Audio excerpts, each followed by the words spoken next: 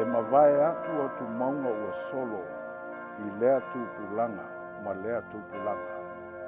E a ia fo'i maa I longa sa la ei maufitia I le mamalu o le atua silisili ese.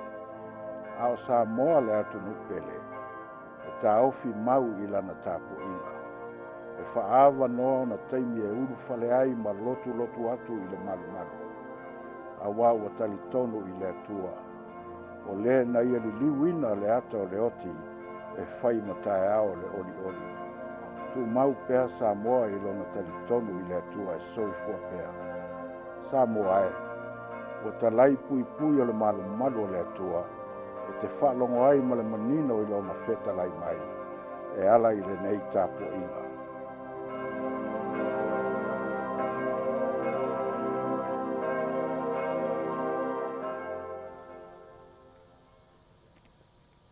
Samoai, tulai mai se o tātou patpatia le lopo le tua, e ala le nei tāpua inga.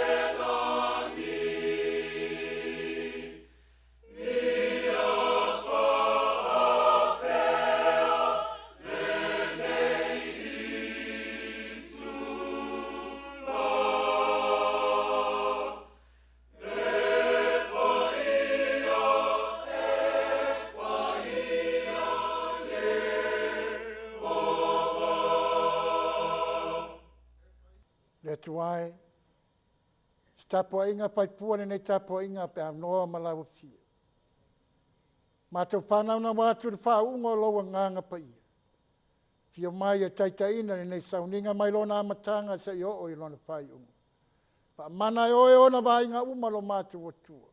I wai le vi inga ia te oe le tua ta male alo male nganga pa ia. Ono lo suapa Yesu. Amen.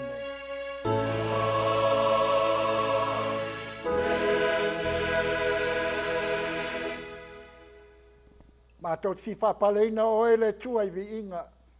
Oe o le tua la lefa ma le o meka. O le tua la matanga ma le ngataanga. O le vi inga I le tua wa saunia e le au whai pesi.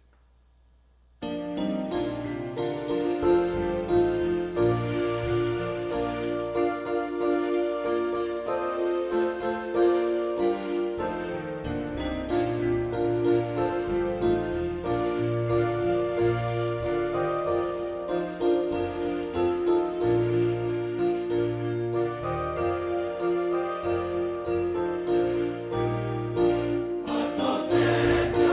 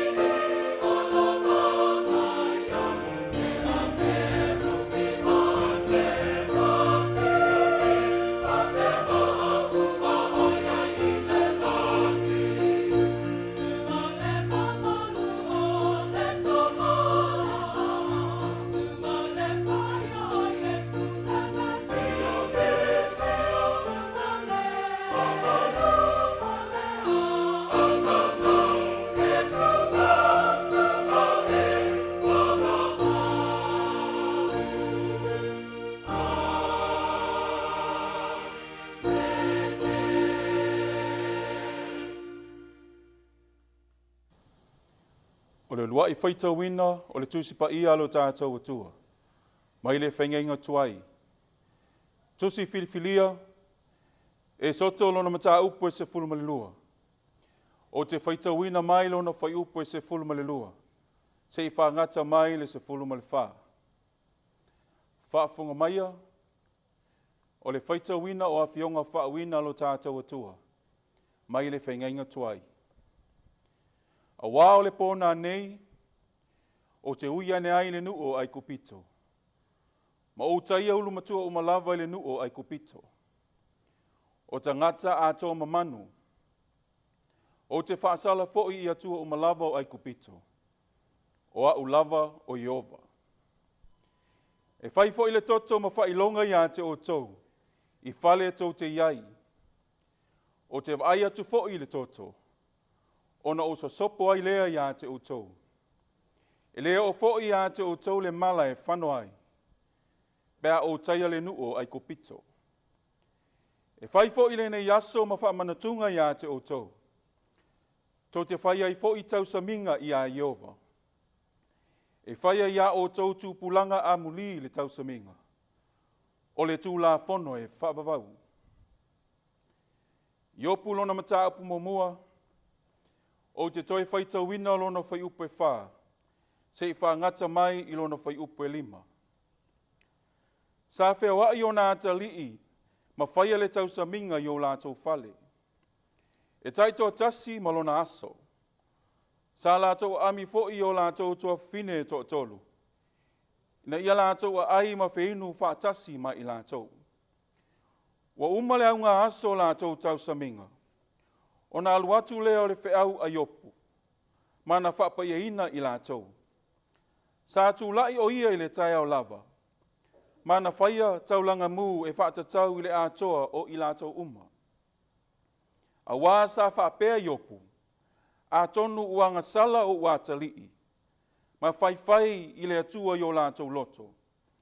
Sa whaapea lava o na whaia e iopu. I asa uma. Ia tūma watu le atua poto e toa tasi lona lava vi inga. Amen.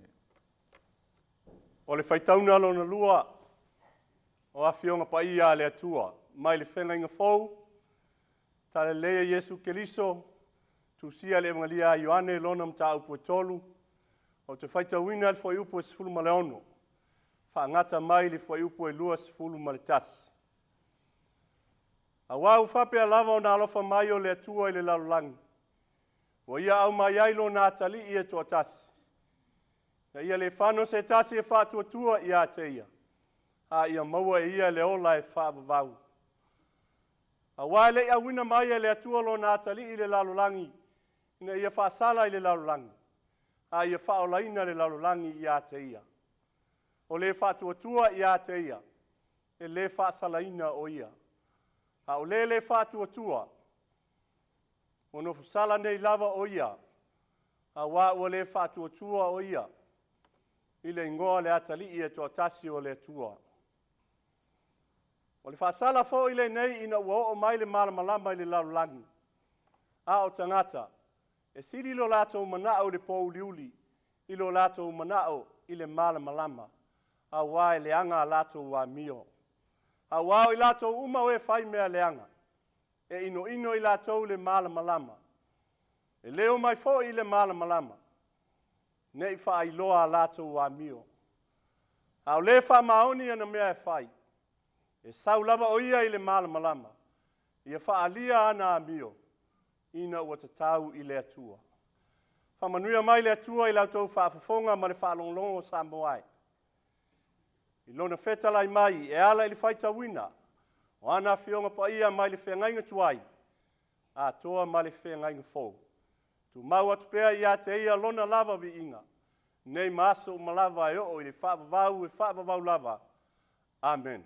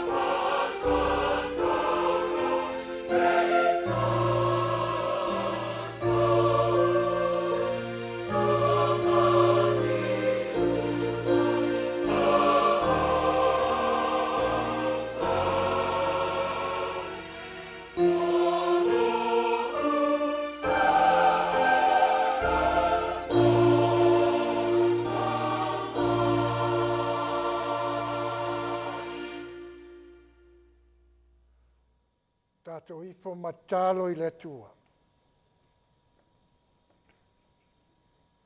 Le atua mamanae, o le atua o Samoa, o le atua o le lalolangi umalapa. Le atua o e mai le babau e o atu lava I le whaababau. O le atua o le puna o le ola o le atua o Sapaota. O le atua o le tupu ma le ali o ali. Tu mau ia te oe le viinga ma le whanetanga I le au noa. A wao lo walofa, wa sili lava lea ia Samoa. Paaptai nei a wanoa wa to tuna mai e lau whanau. Ma to atpatasi ai malo watunu. E tapua ia lava fio I nei a piafi. Paaptai au pamnianga lasi ma pamnianga lilo. O lo lopa pua mo lo lopa muti vale I lau whanau. Ule ngata ia te mātou I Samoa nei. O mātou ainga ma whanau o mātou nopo vala I Samoa na lua. ai mese atu numa mao. Papatai au apionga pa ia o mātou paitau iai ma whaalongolongo iai. O vea iau fionga pa ia ma sulu i o mātou vae ma malamalama i o mātou wala. Wa vea ma peru whalenganga i tau pai ma ai o nei tū. Mātou tau ali tau a whalenganga ma le li o le lalolangi. Pe au mai asa vale ia te mātou. Papatai o no lowa lopa i le nei atunu. We saunia me tapena ina ve mo mātou tofi. Mātou te nopo ai māti ai o mātou ainga. Ma whaatino ai so se me te piringalo i ai. Ma ia po i ai le inga ma papatai lau fia. Papatai la me lopa po ai pua e ala i loa nganga pa i. Alo taito o rua ina ai mātou ni a mātou loa me te tau na mātou whaia. Ma mea i le te tau na mātou whaia. Papatai loa lopa mlawanga le lei ma lau whaamianga. Tai o mātou whainga malo. Tai o mātou ainga. Ai meise tai o lau i kālesia kerisiano. Meise lau au whainga luenga te topi. Alo papale le malu i tunu manu e fio le nei atunu. Wā le tau asuina o le ipo le vai o le ola ina mauni anganga stele. Mo oe mo lau lava malo. Papatai le mana o lau wha malo longa. Nisi o tō tele o nei atunu lo mafia i mai le tino i tua i ainga. Tōno mota ngasi. O e lo mamai mo lo sa ili tonga piti atu i atu numa mao. Pasirisiri le mātou papatai le nei api api. Ono le taulanga no sia e lo walo pele o Yesu Keriso. Meise lo tue patuina mai o ia mai le oti mai le tunga mau. Pai lea mauala wa whaamama ma whaamangalo ina ai mātou. Mau lo mātou wavanoa e te latu le oti mai le tunga mau. I le ola e whaapapau ni o mātou talia o ia. I le pātua tua vea mo mātou alii mo mātou whaola. Mātou ta māpa iai. Tau ma oe le nei atunu mo mātou tangata. A wāwa le lilo i lawa fia. Te ele o mātou se malanga mga sala e o mai le nei afiafi. O mātou wanga sala wa whaia ma le loa. Mga sala wa whaia ma le mauti noa. Talo lava lo mātou ta māpa iai. Se mataua ala mana o le toto pa ia lo walo pele o Yesu Keriso. Se pāmama ma pāmangalo ai le nei fonga ma le nei atunu. Ma le lalolangi atoa ia po i le vi inga i lau fia. Ta māpa ia o se atunu pi pai manuia le nei atunu. Talo lava o a mea we sila fia e manuia ai. Pai lo pinangalo. Awa nei pai au mātou loto. Manuia nai o mātou mātua ma inga mpānau lo mātou nopo vala i le nei vaitau. Pānau o lo atunu o lo iai awa onga i atunu mamau. We lo ngā lulue a wā manuia o ainga. We lo ngā lulue ma oe malau i kāle si e meise i lātou. O lo iai vā ngā au ala mā loi le United States. Vā lua tusa oe so lātou manuia ma so mātou manuia. Po i le vi inga i lau fia.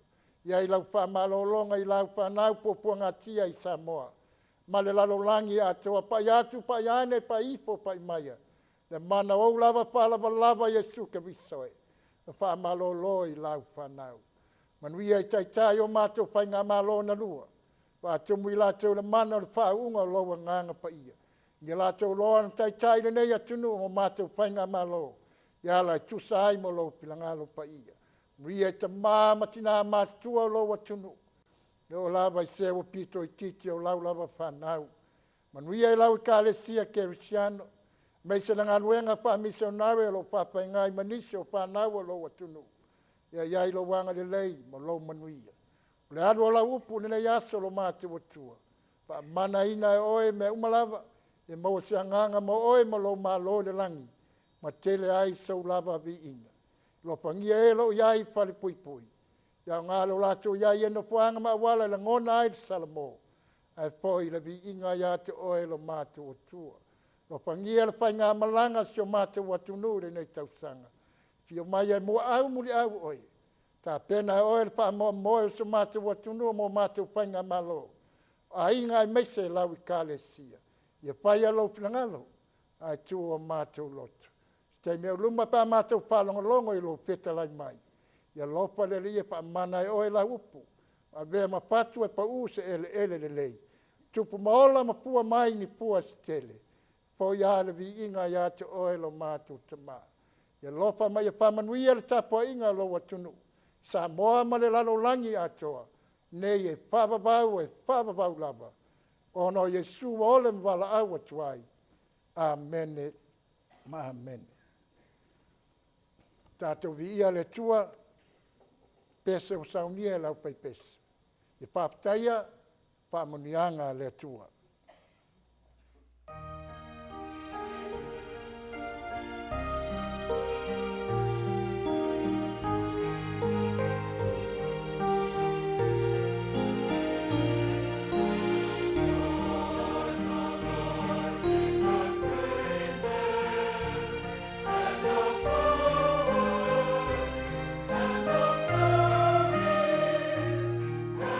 Majesty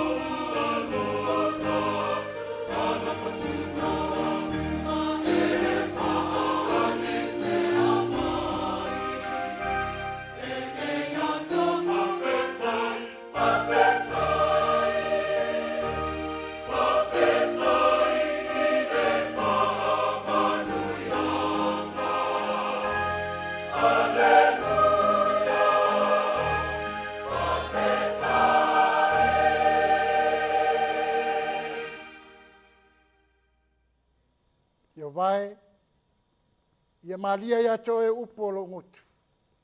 A mā paupaunga o lo loto. Ia vai, o lo papa ma lo wolatanga. O le launga swapa mamado o le tua te mā, le alo ma le nganga pa ia. Amen. O moa tātou matua ma le tusa tātou whalongolongo iai ma le pengenga pou. Tāle leia Jesu Karisto na tusia le vangalia Ioane. Ioane lom tā upo tolu a lona pai upo sifuru ma le ono. A wau pape lava na lopa mai o le tua le nei lalulangi. Wa iau mai ai lona tali e tō tasi.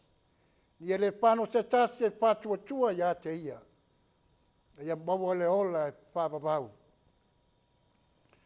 Au tua mā paupaunga le whai launga. O le atua e tongi ola. O le atua e tongi ola. Te le winga o le nei upo le tongi ola. Wo manatu o te amaia sa winga e whapea. Le tongi ola. O le tongi ina leo se tau. Ia pasa o loto ina ais tangata ua palonga. O te tongi ina leo se tau i se tupe. Se lau whanua e se lau ele ele. Ia pasa o loto ina mai ais tangata ua pai ma palonga. Te tono o se ainga. Te tono o se nuu. Te tono o se whainga malo. Tā tia ia la le tele. O tongi ola na saunia i le tua molona nuu. A ina wa pau le lua i tangata i le whanua i e tena. Na wha sala ina ai e le tua. Ana peta lai po i le tua. O le apa nau le tama. Na te tui ma momo ina le ulu o le ngata. O le tama o le polpolanga. E le tau ina mai e le tua po ai. A wai sona ainga. A pese atu nua e sa wai. A pepo i sona whainga malo. E na ua pawaina i le tua. E na nua o Israel. Ia te topi ai nisi e pai ma osi taulanga. O nisi e pai ma perfecta. E tu le vaolo nuu ma le tua. E papena na ta pena ina o taulanga. Ese a wale vaole nuu ma le tua. Tele winga o le osi taulanga.